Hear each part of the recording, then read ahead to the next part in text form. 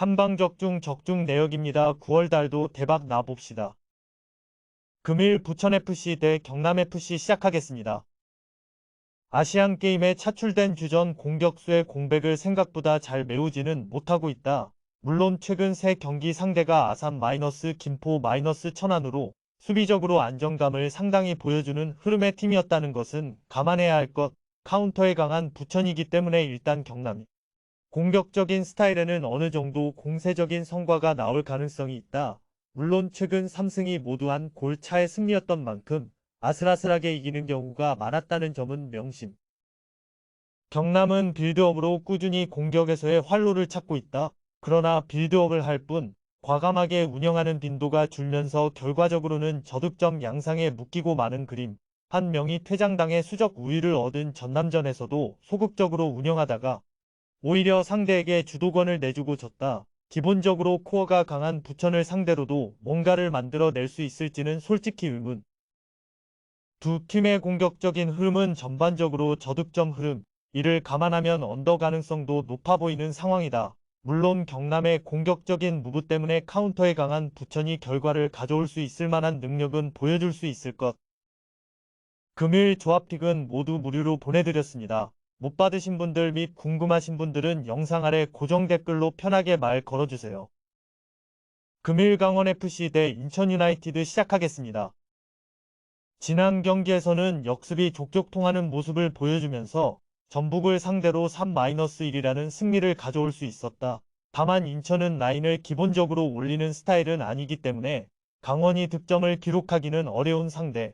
최근 3번의 대결에서도 강원이 인천을 공략한 경기는 없었고 애초에 홈 원정 모두 기대 득점이 0대라는 점에서 강원의 공격력이 두 경기 연속으로 이어질 것이라고 보기는 어려울 것. 인천에 변수가 있다면 역시 ACL 일정. 물론 화요일 경기 이후 4일간의 휴식이 있었기 때문에 어느 정도 준비할 시간이 있었다는 점은 다행으로 여길 수 있을 것이라고 볼 수 있겠다. 강원을 상대로 골을 많이 넣는 양상은 절대 아니기는 했지만 외국인 공격수들의 폼이 좋은 상황이라 강원보다는 공격진의 사정이 낫다.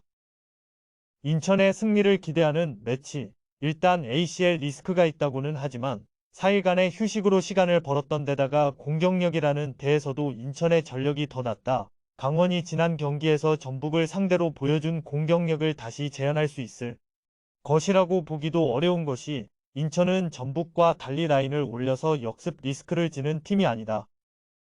금일 조합픽은 모두 무료로 보내드렸습니다. 못 받으신 분들 및 궁금하신 분들은 영상 아래 고정 댓글로 편하게 말 걸어주세요. 금일 광주FC 대 전북현대 시작하겠습니다. 이미 광주는 역사를 쓴 상황이다. K리그 1에서 가장 많은 승점을 기록한 시즌이 되었고 광주에 천적으로 군림했던 서울을 상대로도 승리를 거두는 등 상승세가 상당히 길게 이어지고 있는 상황이다. 잘 나가는 팀인 만큼 아시안게임에 제법 많은 선수들이 차출되기는 했지만 애초에 광주는 팀 시스템이 잘 갖춰진 팀이라서 선수 하나가 빠졌다고 휘청이는 스타일은 아니다. 위기설이 솔솔 나오고 있다.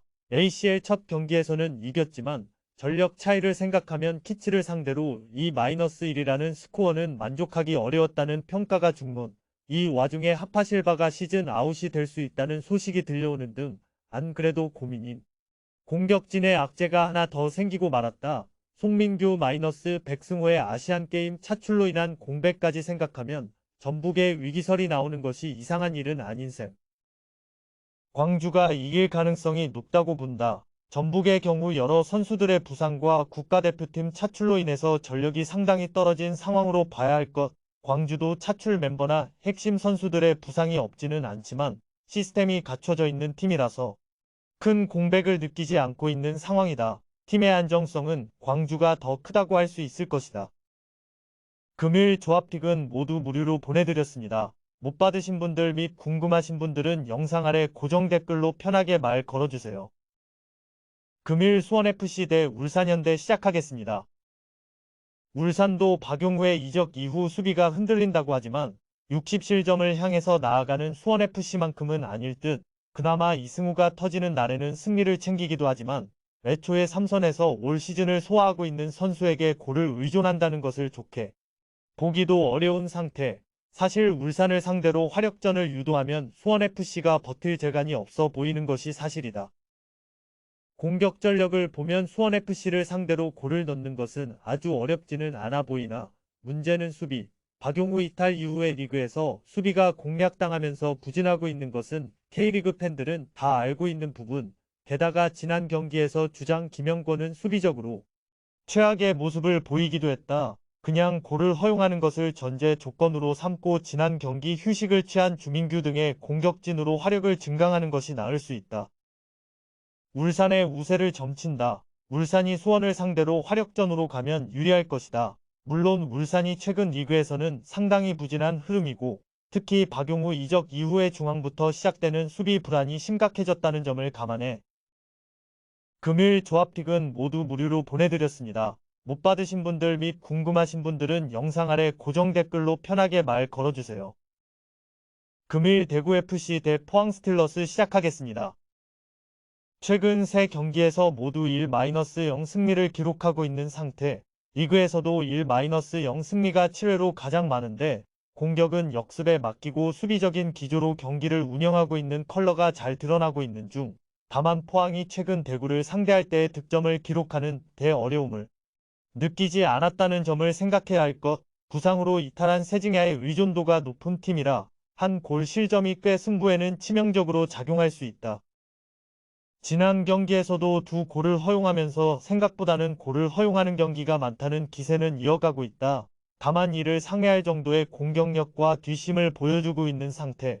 지난 경기에서도 4-0으로 스코어를 벌려서 선수들을 바꿔주고 난 이후의 페이스를 조절한 것이라고 봐야 할 것이다. 앞서 언급한 대로 대구를 상대로는 크게 득점력의 문제를 드러내지 않았는데 대구를 상대로 무득점에 그친 것은 2021년이 마지막이다.